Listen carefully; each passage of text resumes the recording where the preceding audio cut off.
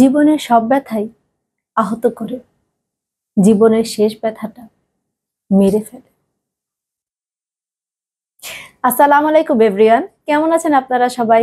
আশা করি অনেক ভালো আছেন। Welcome to my channel Disha's diary. আবারও ফিরে এলাম আপনাদের মাঝে আরো একটি নতুন বুক রিভিউ ভিডিও নিয়ে। আর আজকে আমি যে বইটি রিভিউ দিব সেটি হচ্ছে দি সাইকোলজিক্যাল থ্রিলার। বইটির নাম হচ্ছে the last time I lied. লেখক রাইলি সেগার, অনুবাদ কুদরতে জাহান, প্রথম প্রকাশ জানুয়ারি 2022, প্রকাশনী গ্রন্থরাজ্য, প্রচ্ছদ আদনান আহমেদ রিজন, পৃষ্ঠা সংখ্যা 333, মুদ্রিত মূল্য 550 টাকা, আর জনরা হচ্ছে সাইকোলজিক্যাল থ্রিলার। তো প্রথমে আমি ফ্ল্যাপ থেকে কাহিনী সংক্ষেপটুকু পড়ে নিচ্ছি। 15 বছর আগে ঘটে যাওয়া এক ট্র্যাজেডির পেছনের রহস্য উদ্ঘাটনে নামা এক তরুণীর গল্প এটা। কিন্তু সে জানে না তার কৈশোরের স্মৃতির মধ্যে লুকিয়ে আছে সকল রহস্যের চাবিকাঠি। দুইটা সত্য আর একটা মিথ্যা। ক্যাম নাইটিঙ্গেলের কেবিনে থাকতে এই খেলাটা সবসময় খেলতো ভিভিয়ান, নাটালি, অ্যালিসন আর প্রথমবারের মতো ক্যাম্পিং করতে যাওয়া সবার ছোট এমা ডেভিস। কিন্তু সব কিছু শেষ হয়ে গেল এক রাতে। ঘুমের ঘরে এমা দেখলো ওকে চুপ থাকতে ইশারা করে দরজাটা লাগিয়ে দিচ্ছে ভিভিয়ান। তারপর রাতের অন্ধকারে কোথায় যেন মিলিয়ে গেল ওরা তিনজন। বর্তমানে নিউ ইয়র্কের একজন প্রতিশ্রুতিশীল শিল্পী হিসেবে আত্মপ্রকাশ করলেও সেই দুঃস্বপ্নময় স্মৃতিটা সবসময় তাড়া করে ফেলে এমাকে। তার বিশাল ক্যানভাস জুড়ে থাকে সেই ভয়াল অতীতের আভাস। একদিন ক্যাম্পের ধনশালী মালিকের নজরে পড়ে চিত্রকর্মগুলো। নতুন করে আবার চালু হওয়া ক্যাম্পটাতে এমাকে চিত্রশিল্পী হিসেবে যোগ দিতে অনুরোধ করে সে। ঘটনাটা নিয়ে তীব্র অনুশোচনার মানসিক চাপে ভোগা সত্ত্বেও কিংবা এ থেকে পরিত্রাণ পেতেই হয়তো রাজি হয়ে যায় এমা। পরিচিত কিছু মুখ আর অভিশপ্ত সেই লেকের পাশে কেবিনগুলো এখনো দাঁড়িয়ে আছে অবিকল। ছোটবেলায় যে কেবিনে ছিল সেখানেই থাকতে দেওয়া হয় ওকে। আচমকা সে আবিষ্কার করে ক্যাম্পের একমাত্র সিকিউরিটি ক্যামেরাটা কেন যেন তাক করা হয়েছে ওর কেবিনের দিকেই। ক্যাম্পের ভয়ানক অতীতের ব্যাপারে ভিভিয়ানের রেখে যাওয়া গুপ্ত সংকেতগুলো আস্তে আস্তে বেরিয়ে আসতে থাকে। রহস্যের গভীরে যেতে যেতে অতীতের মিথ্যা আর বর্তমানের হুমকিগুলোর সাথে মিলে মিশে একাকার হয়ে যায় এমার জীবন। ক্যাম্প নাইটিঙ্গেল আর মেয়েগুলোর নিখোঁজ হবার ব্যাপারে সবকিছু জানতে হলে আসলে একটা বড় খেসারত দিতে হবে ওকে। তো আমি রিভিউটি শুরু করছি। চিত্রশিল্পী এমা ডেভিসের গল্প এটি। তার কিশোরী বয়সে তার জীবনে এমন এক দুর্ঘটনা ঘটে যেটি তাকে তার জীবনের দীর্ঘ 15টা বছর পরেও তাকে তাড়া করে ফেরে।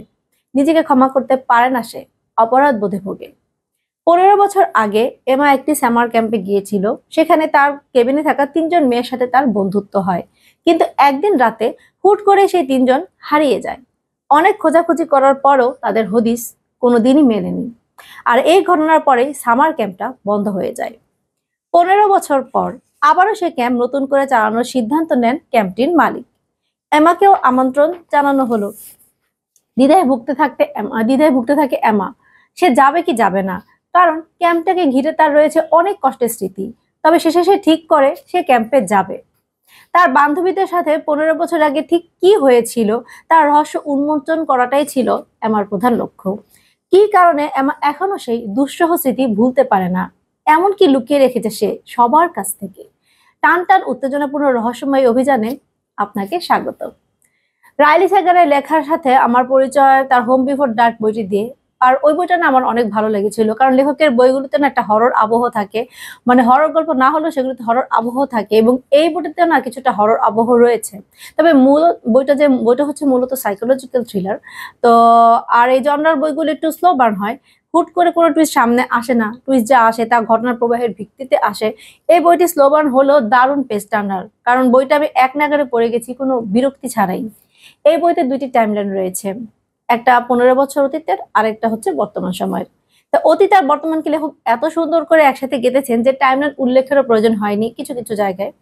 তো অতীতের সব কাহিনী এসেছে এমা ডেভিসের স্মৃতিচারণের মাধ্যমে। এই বইয়ের কাহিনী পুরোটাই একটা সামার ক্যাম্পকে ঘিরে। ছোট ছোট অনেক চরিত্র ছিল যেগুলো মনে রেখে পড়তে হয়েছে। তবে কাহিনী শুধুমাত্র একটা জায়গাকে কেন্দ্র করে হওয়াতে চরিত্রগুলো সব এক জায়গাতেই ছিল, সেজন্য আবার অতটা প্রবলেমও হয়নি মনে রাখার ক্ষেত্রে। তো পুরো কাহিনীটা দারুণ অ্যাডভেঞ্চার পূর্ণ ছিল। সাইকোলজিক্যাল থ্রিলার হলো অ্যাডভেঞ্চারের কোনো কমতি ছিল না এই বইটিতে।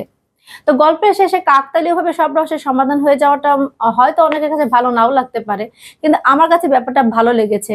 আমার বরং মনে হয়েছে রহস্যটা যদি সমাধান না হতো তাহলে মনে হতো যে কি জানি অপূর্ণতা রয়ে গেছে। কারণ অনেক সময় হয় অনেক গল্প এমন রহস্য মানে দিয়ে রেখে শেষ করে দেয়, তখন মানে ঠিক মতো বোঝাও যায় না যে আসলে এটা কি করেছে, মানে রহস্যটা কি সমাধান হয়েছে বা সমাধানের কিভাবে হয়েছে। দেখা যায় নিজের মতো করে পাঠককে ভাবতে হয়, তো এক একজন তখন এক একটা ভাবনা ভাবে। তো আর এখানে তবে আমার একটা জিনিস যেটা মনে হয়েছে সেটা হচ্ছে যে রহস্যটা আরো যুক্তিসঙ্গতপূর্ণ যদি হতো তাহলে সেটা ভালো হতো। কারণ আমার মনে হয়েছে কি রহস্যটা সেদিক দিয়ে যুক্তিসঙ্গতপূর্ণ ছিল না, অনেকটা কাকতালীয় ভাবে বা অনেকটা নাটকীয় ভাবে জিনিসগুলো না শেষ হয়েছে। তো মানে তখন মনে হয়েছে যে যদি আরেকটু যুক্তিসঙ্গত ভাবে শেষ করতো তাহলে মনে হয় ভালো হতো। কিছু কিছু জায়গার কারণে আমার এমনটা মনে হয়েছে। তবে এই গল্পের যে জিনিসটা মানে এই বইয়ের মধ্যে যে জিনিসটা একটা জিনিস খুব আমার মজা লেগেছে সেটা হচ্ছে দুইটা সত্যি এক মিথ্যা নামে একটা খেলা ছিল। সেই খেলাটা কারণ একদম নতুন একটা খেলা, নতুন ধরনের খেলা, যে একটা খেলা এমন ভাবে খেলতে হয় যে সেখানে দুইটা সত্যি কথা বলা হবে নিজের ব্যাপারে, মানে আর একটা মিথ্যা কথা বলা হবে। তো এটা মানে যাদের সাথে খেলবেন তাদের সাথেই মানে তাদের সামনে বলবেন আপনি, তো তাদেরকে বের করতে হবে যে আপনার ওই ৩ টা কথার মধ্যে কোন ২টা জিনিস মিথ্যা, কোন ২টা কথা মিথ্যা ছিল আর কোনটা সত্যি ছিল। তো এই খেলাটা না আমার খুব মজা লেগেছে। যদিও আমি এখনো কারো সাথে খেলিনি কিন্তু আমার কাছে ভালো লেগেছে। মনে হচ্ছে যে খেলাটা যদি খেলতে পারি তাহলে আসলে অনেক ইন্টারেস্টিং হবে। মানে বইটা থেকে এই জিনিসটা শিক্ষণীয় ছিল। খুব মজা লেগেছে আমার কাছে। আর বইটার কাহিনীর কথা যেটা বলব সেটা হচ্ছে রাইলি সাইগারের বইগুলো অ্যাকচুয়ালি বেশিরভাগ সময় এরকমই হয়। তার বেশিরভাগ বই কিন্তু সাইকোলজিক্যাল থ্রিলার। মানে সাইকোলজিক্যাল থ্রিলারটা সম্পূর্ণ কিন্তু কি হয় যে মানে মানুষের মস্তিষ্কের সাথে জিনিসটা খেলতে থাকে যে আসলে কি, পাঠক সারাক্ষণ ভাবতে থাকে যে আসলে কি হবে বা জিনিসটা কি, এবং মাথার মধ্যে এটা চাপও ফেলে। হ্যাঁ, তো আমি যেটা বললাম যারা প্রথম যে বইটা ছিল যেটা আমি পড়েছি মানে তার লেখার সাথে পরিচিত হয়েছে যে বইটা দিয়ে সেটা হচ্ছে হোম বিফোর ডার্ক, এবং সেটার মধ্যে কিন্তু হরর আবহ ছিল। হ্যাঁ, কিন্তু ওটাও সাইকোলজিক্যাল থ্রিলারই ছিল, আর এটাও না, আর এই বইটার মধ্যে একটু হরর আবহ রয়েছে কিন্তু এটাও সাইকোলজিক্যাল থ্রিলার। আর ওই বইটাও না এরকম ছিল যে মানে দুইটা টাইমলাইন ছিল, একটা অতীতের ছিল একটা বর্তমানের, এবং এটাতেও সেটাই অতীতের কাহিনী বর্তমান, এবং সেই রকম ভাবে ঠিক ওই বইটার মতোই না মানে তার লেখার টাইপ আমি বলবো মানে দুইটা বই পড়ে যেটা বুঝলাম যে লেখার টাইপ একই রকমের, মানে অন্তত এই দুইটা বইতে একই রকম ছিল।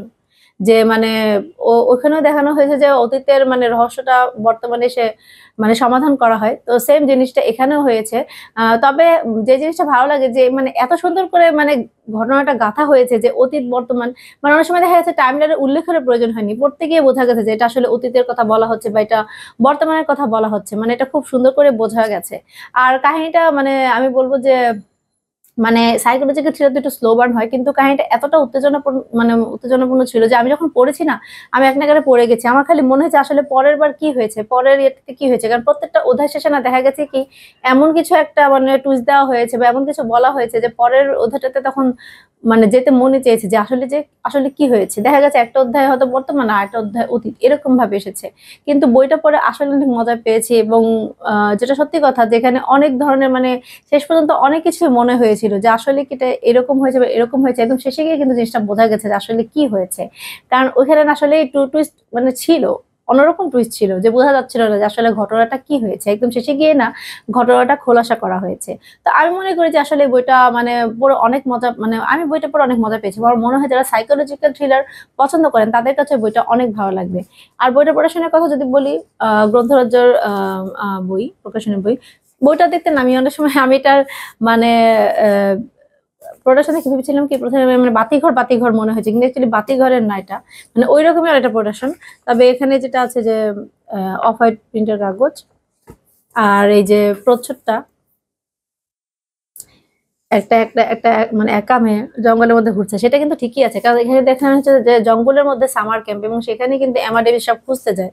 তো এখানে কিন্তু সেই জিনিসটা আসলে এসেছে। তো মানে এই জিনিসটা আমার কাছে মানে সঙ্গতিপূর্ণ লেগেছে। আবার তারপরে যে সিসি ক্যামেরা, যেটা আমি বললাম যে সিসি ক্যামেরার কথা, তারপরে এই যে ক্যাম্প যেমন, আর তারপরে এখানে যে রং তুলি, কারণ এমা ডেভিস তো চিত্রশিল্পী ছিল। তো এই সব মিলে হ্যাঁ বইয়ের প্রোডাকশনের কথা যদি বলি, প্রোডাকশন ঠিকই আছে, বানান ভুল ছিল কিছু কিছু জায়গায়, মোটামুটি বানান ভুল ছিল। আর এমনিতে সবকিছু ঠিকই আছে। আর আমি যদি বলি অনুবাদের কথা, তাহলে বলবো অনুবাদ কিন্তু খুব সুন্দর হয়েছে। আমার কাছে অনুবাদটা আসলে অনেক ভালো লেগেছে। কুদরতে জাহানের অনুবাদ মানে আমি পড়লাম, ওনার প্রায় 2টা অনুবাদ করা বই পড়েছি এবং আমার কাছে মনে হয়েছে অনুবাদ অনেক ভালো করেন। আমার কাছে অনেক ভালো লেগেছে। মানে এই যারা অনুবাদক তাদের মধ্যে যে দুজন মানে মহিলা অনুবাদক দেখলাম, একজন ঝিলম আর আরেকজন হচ্ছেন এই এই কুদরতে জাহান, মানে ওনাদের আসলে অনুবাদ আমার কাছে খুব ভালো লেগেছে, খুব সুন্দর করে অনুবাদ করেছে। অনুবাদটা সুন্দর হয়েছে বলেই কিন্তু কাহিনীটা আরো ভালো লেগেছে, কারণ যেহেতু আমি অনুবাদটাই পড়েছি, আমি তার মূল গল্পটা পড়িনি। তো আমি বলবো যে হ্যাঁ, অবশ্যই লেখকের লেখা, তো লেখকের কাহিনী যেটা লেখক লিখেছেন সেটা অবশ্যই অনেক সুন্দর হয়েছে, অনুবাদটা অনেক সুন্দর হয়েছে। এবং পুরো বইটা আসলে আমি মনে করি যে আসলে বইটা যে পড়বে তার কাছে আসলে অনেক ভালো লাগবে, কারণ বইয়ের কাহিনীটা আসলে অনেক মানে ইন্টারেস্টিং কাহিনী, এবং শেষ পর্যন্ত আসলে এটা মানে পাঠককে আকর্ষণ করে রাখবে। তো আমি চমৎকার একটা বই রিভিউতে দিয়ে দিলাম, এখন আপনারা পড়া শুরু করে দিন। Happy reading. তো দর্শক, আজ এই পর্যন্তই। ভিডিওটি ভালো লাগলে প্লিজ প্লিজ প্লিজ আমার চ্যানেলটি সাবস্ক্রাইব করবেন, আর বেশি বেশি করে লাইক কমেন্ট শেয়ার করবেন, কারণ আপনাদের ভালোবাসাতেই আমার চ্যানেলটি এগিয়ে যাবে, আর আমি আরো বেশি বেশি সুন্দর সুন্দর কন্টেন্ট নিয়ে আসার জন্য চেষ্টা করব। আর আপনাদের যদি কিছু জানার থাকে, বা যদি কিছু বলার থাকে, বা যদি কোনো বই রিভিউ চান, তাহলে সেটা কিন্তু অবশ্যই আমাকে কমেন্ট বক্সের মাধ্যমে জানিয়ে দেবেন।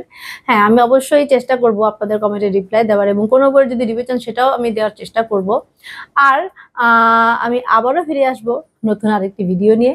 ততদিন পর্যন্ত ভালো থাকবেন, সুস্থ থাকবেন, আর আমার জন্য অনেক বেশি দোয়া করবেন। বেশি বেশি বই পড়ুন, সুস্থ সুন্দর সভ্য পৃথিবী গড়ুন। আল্লাহ হাফেজ।